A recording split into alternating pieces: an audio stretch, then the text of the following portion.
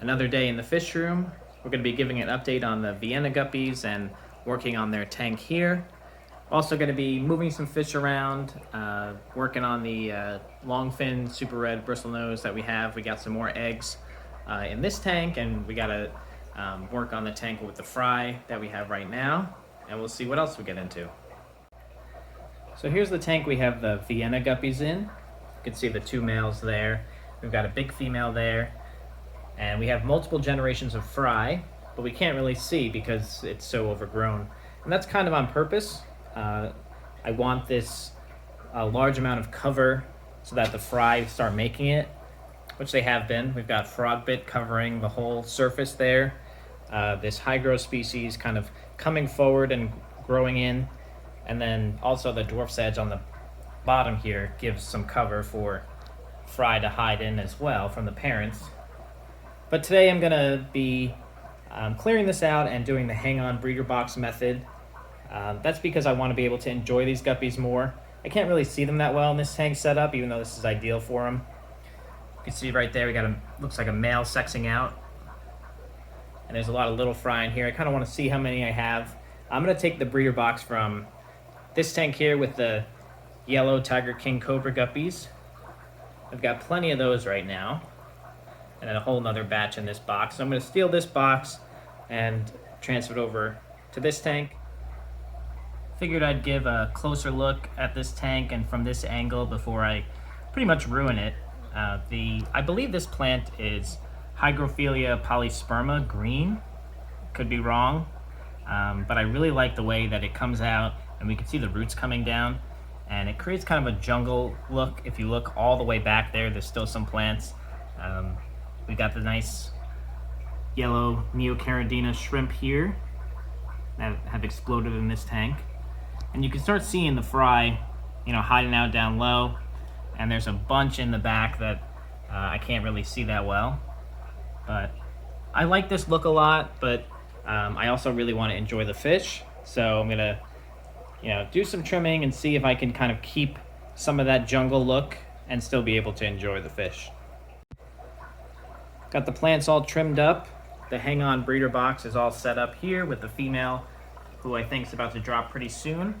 Looks like I probably just missed a drop from the other female because there's a lot more fry than I thought I had. We could see them all. They're really small, so they're probably only a couple days old.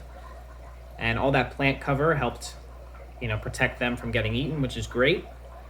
The problem I find long-term if I didn't do the hang-on breeder box is that all these fry would grow up, and then we have all different stages of fry, and those younger fry, the juveniles, will usually, in my experience, pick at the fry more than the adults will. So something like this tank here with the yellow tiger king cobra guppies, you can see we have a lot of different stages. We have mostly adults and juveniles, and no new fry, because these smaller guys are definitely chasing down any newborn ones. There's a lot of fish in here. That's why I had the hang-on breeder box over on this tank, but now I have a good number of them. And as those numbers get low, we'll put the breeder box back on this tank. I also had to change the drip emitter for this tank. I didn't realize that this was only changing 2 gallons every water change, so 2 gallons every other day. These are what the drip emitters look like in the back of the tank here. This green one is a 2 gallon per hour drip emitter. I replaced it with a 5 gallon per hour drip emitter. So every other day or every 3 days, this tank will be getting 5 gallons changed out. All the plants in here, I don't think it's necessary to do it that often, but that's the setup I have, and I'm probably going to forget long term to change that out, so I figured I'd do it now. See, I have the auto feeder hooked up here. This is the Eheim one. I really like it. I put Fluval bug bites in there, and then the extreme nano pellets also. Whatever I have available usually goes in there. Helps feed the shrimp in here. The adults stay full, and the fry will pick at that food as well, even though it's a little big for them. In this tank we have a spawn of the Philippine blue angelfish, and we also have the very first spawn of the longfin super red bristlenose plecos. You can kind of see them all hiding there. Something I learned doing this setup I put the Plecos and the angelfish together when they were both very small. Obviously, the angelfish have grown. I've been putting Repashy spawn and grow in here, and the Plecos don't seem to be growing as fast as some of the other Plecos that I have. And these angelfish are 2 weeks younger than these angelfish, and they're about the same size. So what I observed, what was happening was the swarm of angelfish are attacking the Repashy spawn and grow, and the Plecos really aren't getting as much as they should. So I have to move these guys out. I'm going to put them, probably split them between these two tanks. Maybe I'll separate by color finally. And it'll let the bristlenose be in here and no competition for food, especially because we do have the male longfin bristlenose sitting on wigglers there. You can see that whale of a female of the Iliodon furcidin, or the trout goodyiid. Of course, she goes in the back when I start talking about her, but she's really swelled up since I got her, and if I had to guess, she's probably going to drop some fry pretty soon, so that's really exciting. But I want to have room for new longfin bristlenose plecos, and I want these guys to grow out some more. Gave these guys a nice big water change. We get a better look at them now that the angelfish aren't in the way. Got the nice long fins there growing in nicely. And the angelfish are moved down low here, and I'm sure they're enjoying the upgrade. And we can get a better look at this female here. See how big her belly is.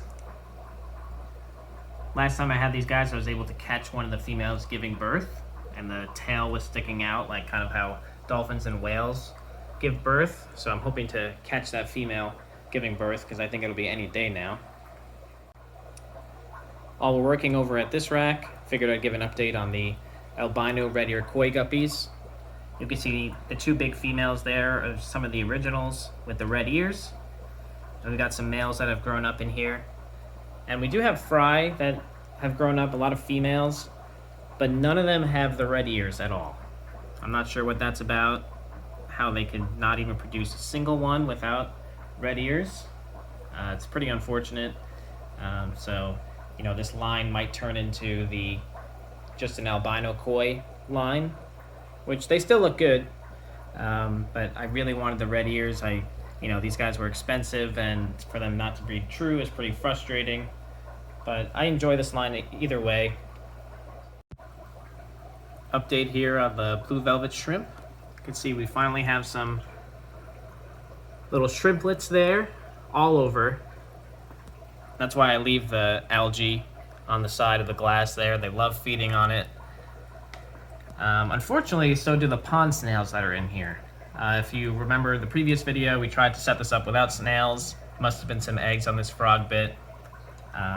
You start seeing all these little snail eggs here. So what I'm going to do with this tank, you can have, a healthy shrimp population and a snail population. In my experience, one outcompetes the other. So I'm going to help the shrimp along by removing all these eggs, all the adult snails I see. I may buy a snail trap on Amazon and try it out and make sure that the shrimp have the advantage. And I don't think I'll ever get all the snails out of this tank, but if I keep pulling them out and I keep getting rid of the eggs, eventually the numbers will be so low and the shrimp will outcompete the snails, and maybe one day we'll have no snails in this tank. I do have one of these Dennerley snail catchers that work pretty good. You can see I'm just scooping up the snails there. Got to make sure I don't get any shrimp. You can see as it rolls, it just collects the snails in that little clear part there. Works really good if they're against the glass. Checking in on the longfin white cloud minnow fry. We've got a bunch now that are eating live baby brine. I can kind of get an idea of how many we have. It's a successful spawn to me, good number. I think I'm gonna have the adults breed again in the next couple days. That way I can just keep having more that will eventually all be combined into one tank. Right now, they only take up a 10-gallon, but they do have a long grow out time, and I do want a ton available for everybody for pond season. I know we're just getting into winter now, but the grow out time for these guys is pretty long, so if I start now, I'll definitely have enough for people who want them for their ponds. That was another day in the fish room. Thank you guys so much for watching. Subscribe if you haven't, and we'll see you in the next one.